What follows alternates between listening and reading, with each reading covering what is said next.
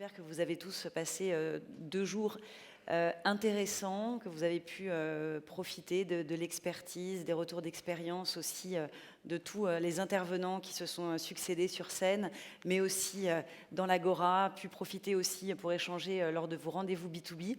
Donc l'heure est maintenant venue de conclure ces rencontres rares 2019 et je vais demander aux 3 coprésidents de cet événement de me rejoindre sur scène. Alors, Marie-Pierre Biéchet, vous êtes vice-présidente de l'Alliance Maladies Rares.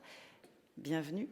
Caroline Blanc-Crouzier, qui est vice-présidente du comité Maladies Rares du LEM, et Jean-Louis Mandel, qui est président de la Fondation Maladies Rares. Finalement, notre question à vous 3, c'est qu'est-ce que vous retenez de ces 2 jours de discussion et de cette nouvelle édition? Merci beaucoup à tous les 3. Merci.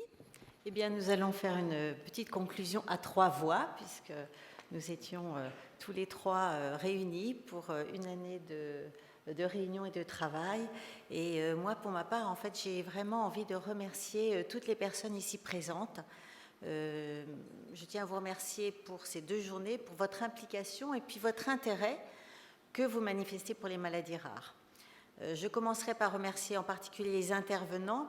Alors, nous leur avions confié la mission de présenter des exposés, je dirais, suffisamment didactiques pour que chacun puisse s'emparer des sujets et comprendre réellement les enjeux.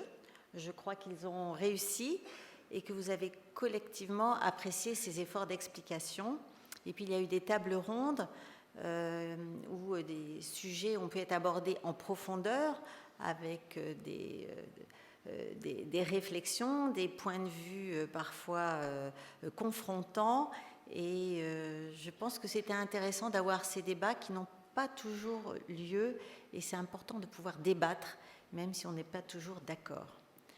Je voudrais également remercier tout le comité scientifique qui a travaillé avec le comité d'organisation pour le choix des sujets. Nous n'avons pas pu tout aborder, il a fallu faire des choix.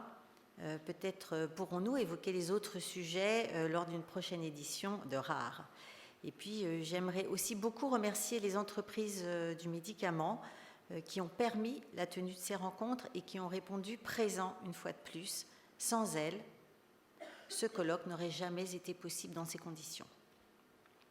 Je remercie également l'AFM Téléthon pour son soutien déterminant pour les maladies rares et pour la Fondation.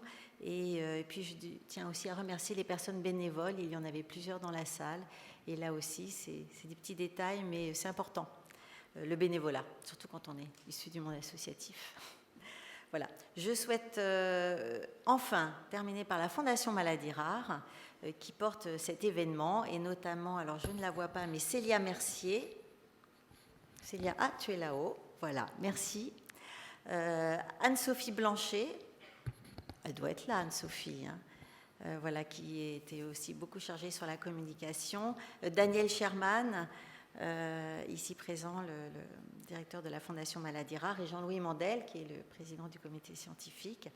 L'agence aussi qui nous a accompagnés et qui a réalisé toutes les questions matérielles et logistiques. Et puis moi, je vous donne rendez-vous dans 2 ans. Voilà. Et maintenant, Caroline, je te laisse poursuivre. Merci. Nous espérons vraiment sincèrement que vous avez apprécié ces rencontres rares 2019, qu'elles ont pu nourrir votre réflexion, renforcer votre compréhension, conforter peut-être vos intuitions et permis surtout de faire des rencontres utiles, que vous soyez professionnels de santé, malades ou représentants des entreprises du médicament. Donc un grand merci pour ces échanges constructifs et l'évidence qu'il faut échanger et anticiper. Je crois que ça a été des maîtres mots, en tout cas durant ces 2 jours. Alors le PNMR3 apparaît sans doute comme le bon vecteur de ce dialogue, car il reprend les enjeux fondamentaux qui ont été évoqués au cours de ces 2 jours. Je citerai le diagnostic, On a évoqué comment passer de l'errance diagnostique à l'impasse diagnostique, d'où l'importance fondamentale du diagnostic précoce. On a aussi évoqué le repositionnement avec des enjeux forts où Yann Le Cam évoquait le point de comment inventer en fait un nouveau modèle à ce sujet. Le modèle économique sur lequel on vient de finir et quel point d'équilibre entre intérêt privé et respect des droits publics lors de la conférence d'hier soir. Et puis la question de la prévention des souffrances, à ne pas confondre avec l'eugénisme dans les débats de la loi bioéthique, donc avec le cri à l'aide poussé par notamment Philippe Berta. Je crois que dans ce cadre, il faut désormais que les volontés qui ont été affichées aujourd'hui se traduisent également sur le plan opérationnel et que le dialogue puisse avoir lieu véritablement avec l'ensemble des parties prenantes. J'étais pour ma part ravie de la qualité de ces échanges, de cette longue route qui s'achève ce soir. Et je ne doute pas qu'il y aura dans 2 ans un nouvel état des lieux, sans doute évoquant nos futurs succès collectifs et puis des débats prospectifs, toujours avec pour objectif l'accès des patients aux nouvelles innovations et aussi l'excellence de notre modèle. Juste en attendant, préciser que seront à votre disposition sur le site internet de RAR Paris 2019 un compte-rendu de ces journées, les présentations PowerPoint une fois que les accords ont été recueillis, et puis les captations vidéo des différentes sessions. Voilà. Je vous remercie.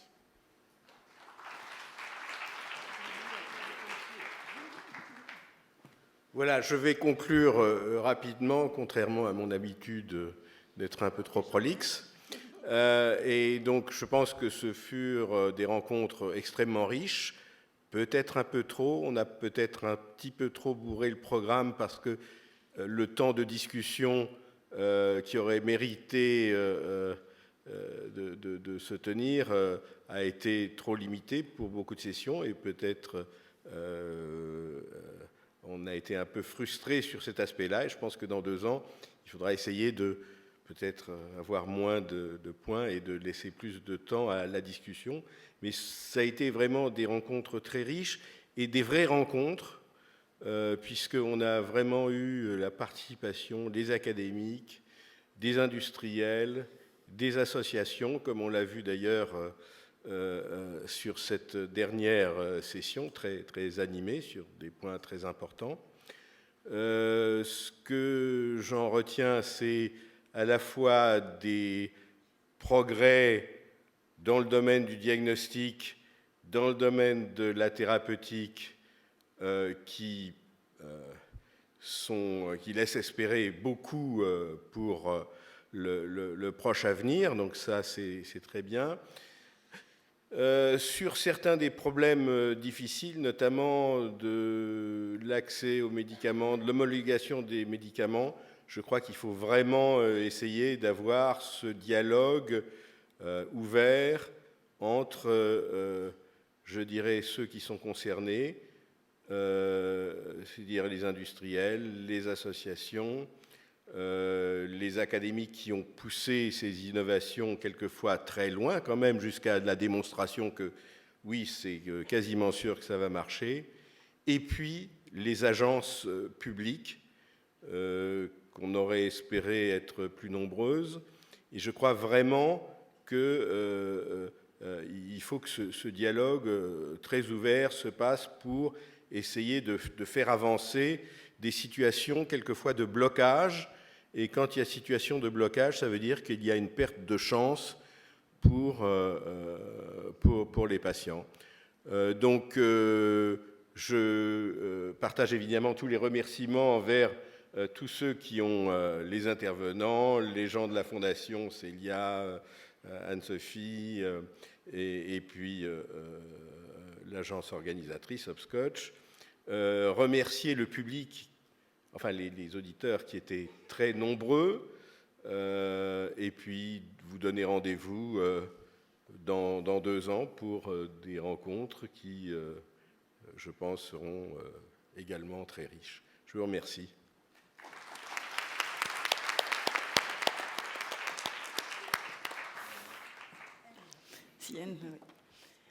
Bon retour à tous et donc rendez-vous dans 2 ans. Au revoir, bonne fin de journée. Merci à vous.